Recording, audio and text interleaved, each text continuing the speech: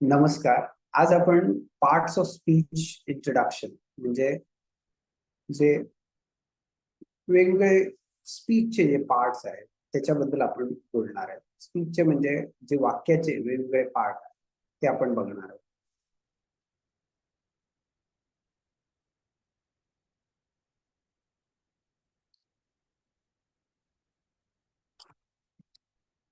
Parts of speech introduction.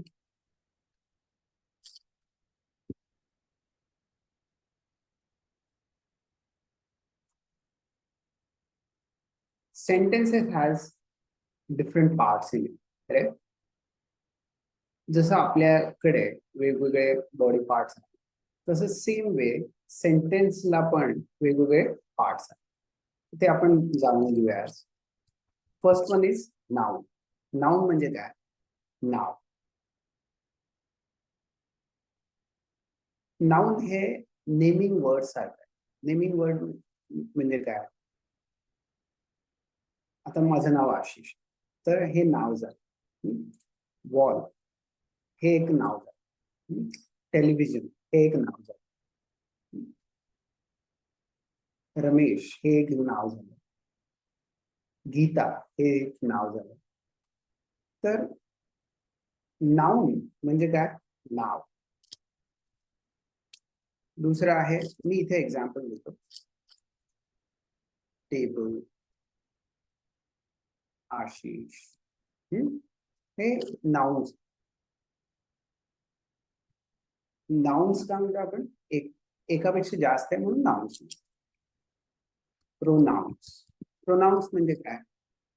जे आपण नामाच्या ऐवजी वापरतो. नामाच्या ऐवजी म्हणजे आशिषच्या ऐवजी मी आय वापरू शकतो. म्हणजे मी स्वतःविषयी बोलत असेल तर आय वापरू शकतो. मी दुसऱ्या व्यक्तीविषयी बोलत असेल, जो पुरुष असेल तर मी काय वापरणार? ही. स्त्री असेल तर शी वापर. So I, he, she, it एखाद्या वस्तूसाठी किंवा एखादा प्राणी असेल तर त्याच्यासाठी आपण इट वापरतो. वर्ब. वर्ब्स म्हणजे काय? तर क्रियापद. आता हे क्रियापद जेव्हा आपण म्हणतोय तर त्याच्यामध्ये क्रिया पण असू शकते किंवा स्थिती पण असू. क्रिया म्हणजे काय? तर वॉक, स्पीक, लिसन, रीड हे काय झालंय? क्रिया झालं. आणि इज, एम, आर स्थिती सांगतो. इज, एम, आर हे आपले स्थितीच आहे. For example, he is a talented guy. तर ते काय झालं? वर्ब झाला. इज हा वर्ब झाला. एम म्हणजे काय? आय एम अ ट्रेनर, म्हणजे मी ट्रेनर आहे. आर म्हणजे काय? दे आर स्टुडंट्स, म्हणजे ते स्टुडंट्स आहेत त्याच्यासाठी आर. प्ले, सिंग, रीड हे काय झाले? वर्ब झाले. ऍक्शन दाखव. He plays a game, she sings a song, I read a book. हे वर्ब्स आहेत. नंतरचा भाग आहे ऍडजेक्टिव्ह. ऍडजेक्टिव्ह म्हणजे काय? तर आता मी तिथे एकापेक्षा जास्त म्हणून ऍडजेक्टिव्ह. विशेषण. किंवा आपण असं पण म्हणू शकतो की in English we can say that we are describing word. Describing word. It could be a describing noun or pronoun. म्हणजे आपण नाउन आणि प्रोनाउन चं वर्णन करतोय तेव्हा ऍडजेक्टिव्ह वापरतो. For example, beautiful. It is a beautiful flower.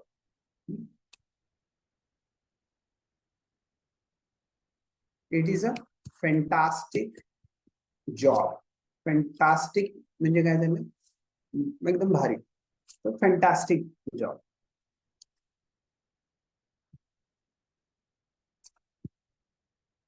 He is a cruel person.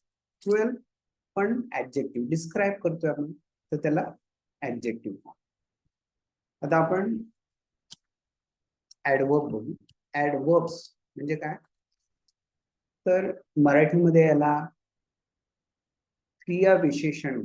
क्रिया विशेषण म्हणजे क्रियेची विशेषता सांगतो. तर इंग्लिश मध्ये याच्यापेक्षा जरा ब्रॉडर सेन्स आहे. तुम्ही ऍडजेक्टिव्हला मॉडिफाय करता किंवा वर्बला मॉडिफाय करता.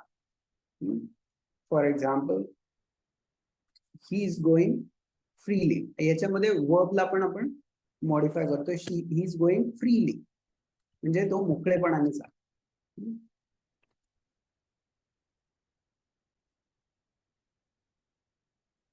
He is talking fluently. Fluently पण काय झालं, हे ऍडवर्ब झालं. नंतरचा पार्ट म्हणजे काय की आपण क्रिया tomorrow, by the way tomorrow हे पण ऍडवर्ब झालं. Let's meet tomorrow. सो वर्बला जोडून आपण अजून वापरतोय काहीतरी ऍडिशनल माहिती. नंतरचा पार्ट प्रिपोजिशन. प्रिपोजिशन याचा अर्थ काय? प्रिपोजिशन म्हणजे काय, तर आपण एखाद गोष्टीची स्थिती सांगतो. काय स्थिती सांगतोय की for example, the mobile is on the table. On, in, we are in India. At, I am at my desk. Right. तर हे काय झालंय, प्रिपोजिशन. प्रिपोजिशन म्हणजे पोझिशन सांगतोय, आपल्या स्थिती सांगतोय, कुठे कुठे असतो. ह्याच्यामधली बॉसची जी स्थिती आहे ते म्हणजे कोण आहे किंवा कोण होता हे सांगायचं असेल तर तुम्ही इज, एम, आर वगैरे वापरता.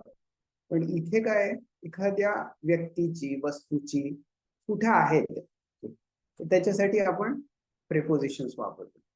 मग for example, the light is above me.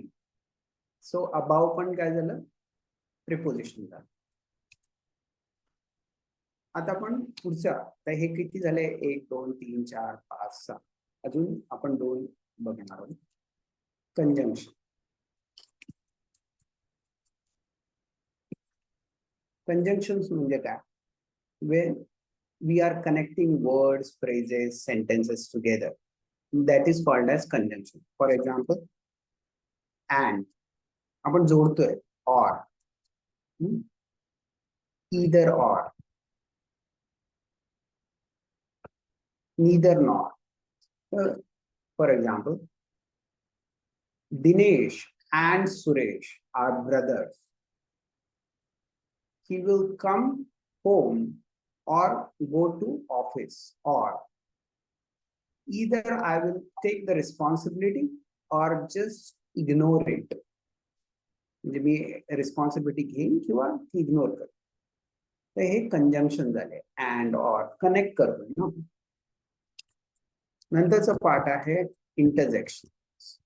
Interjections म्हणजे काय, तर तुम्ही एखादे एक्सप्रेशन सांग, हाय, हॅलो, वाव, फॅन्टास्टिक.